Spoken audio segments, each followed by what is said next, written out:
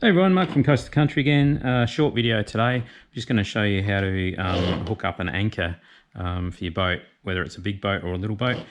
This anchor is absolutely tiny, as you can see. Picked this one up from a local marine place, only 0.7 kilos, not much weight at all. We've actually purchased some kayaks for the family, so they haven't arrived yet, but I figure I was going to use this as a back anchor for my little boat, just if we're swinging around in the surf. Might be able to lock that in and just stop the boat moving a bit. If not, I'll chuck that in one of the kayaks as well if I am going to go fishing in the kayak later. So anyway, I just thought I'd hook this up. I've got some really light yachting rope, which is used for this. You could actually tie this directly to the end of this anchor, either end. I'll show you about that in a minute. What I like to do is have a bit of chain on my anchors. On my big boats we've got miles of chain, and half the time when you're anchoring, the weight of the chain is pretty much doing all the work, and until the boat rocks up and down like on a big swell, it's pretty rare that the actual anchor starts doing the work. It's usually just the weight of the chain.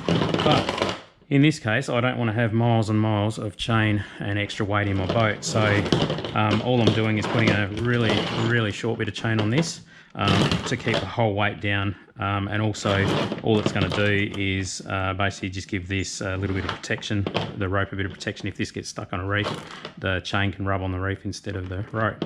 So a few ways to hook these up. What we normally do when we want to shift that, it's making a heap of noise. When you hook up a rope to the end of a chain, with the big boats and stuff, what we do, you can imagine if you've got a massive chain, or bigger than this anyway, you have the chain link through there. So this is hooked on through there like that, and you have these are basically just rope savers. You thread your rope around like that. Obviously the chain's through there. I can't do it with this because it's too small. And then you have your spliced rope. Normally I have different rope and I splice it onto here. So you have a loop, or in this case you just tie a knot like that, and then when it's on the chain, when it rubs in the sea, you're not actually wearing through the rope's not rubbing on the chain and wearing a hole through. You've got all this big surface area which holds.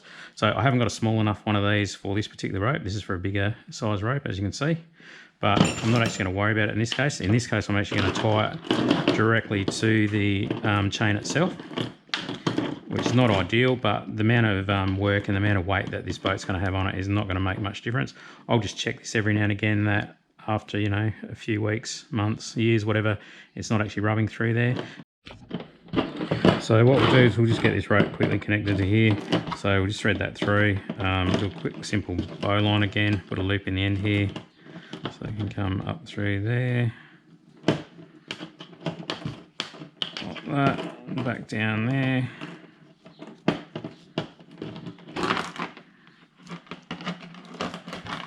So that can hold temporary. I'll tidy this up a bit later.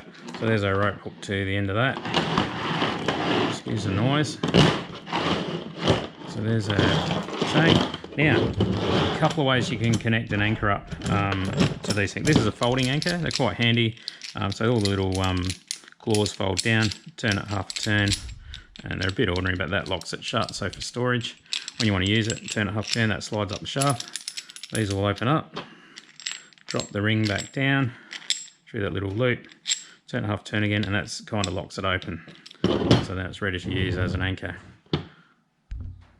So what people normally do is, oh, that'll be right. It's not going to fit through there, is it? Yes, it will. I'll get the angle grinder and take a little bit of the sides off of that so that'll fit. Oh, come on, that should, oh, there we go. It's going to go. Just scared it with the angle grinder. So what a lot of people do is hook these straight up like this to a little D-shackle.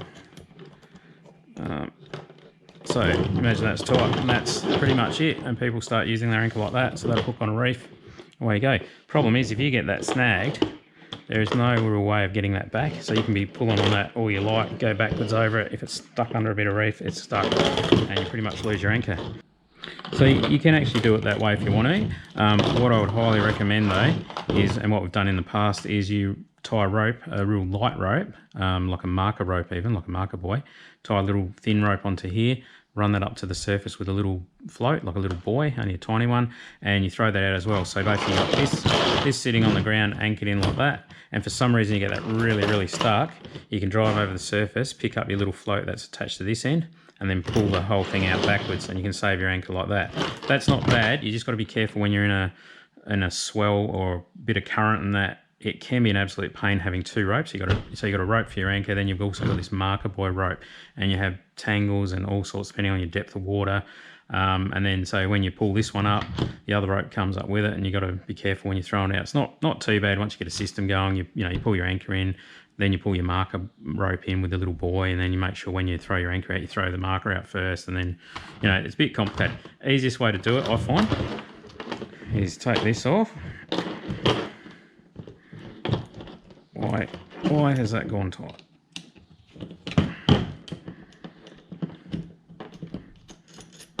The easiest way to do it, I found, is hook your anchor chain onto the other end. So we'll do it up properly later. This is just the purpose of the video.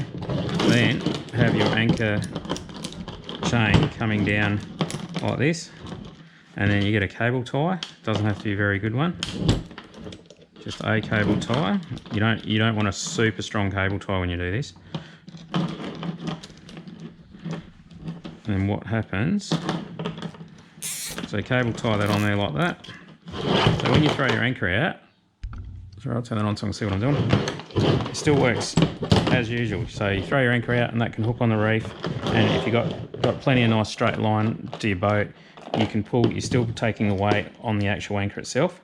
Now if this gets stuck and you're trying to retrieve it, if you drive back over it and trying to pull it up, what you can actually do is you yank on this really hard and you'll eventually break the cable tie, and unless I'm treading on it, I probably won't be able to do it. But right, so here's the idea behind this cable tie job. Throw your anchor out to sea quite happily there, drags along the seabed until it hooks on something. In this case, hooks in there. Pretend that's an anchor, a bit of reef. So then you quite happily got your anchor attached there. You can pull on that really hard because you're still stretching the chain. There's no pressure on that at all. That'll hold the boat, no worries at all. So then you go to retrieve your anchor and it's stuck. So what you can do with this way is you can go back over and you can pull it on any angle you like once it's jammed, and all we can do is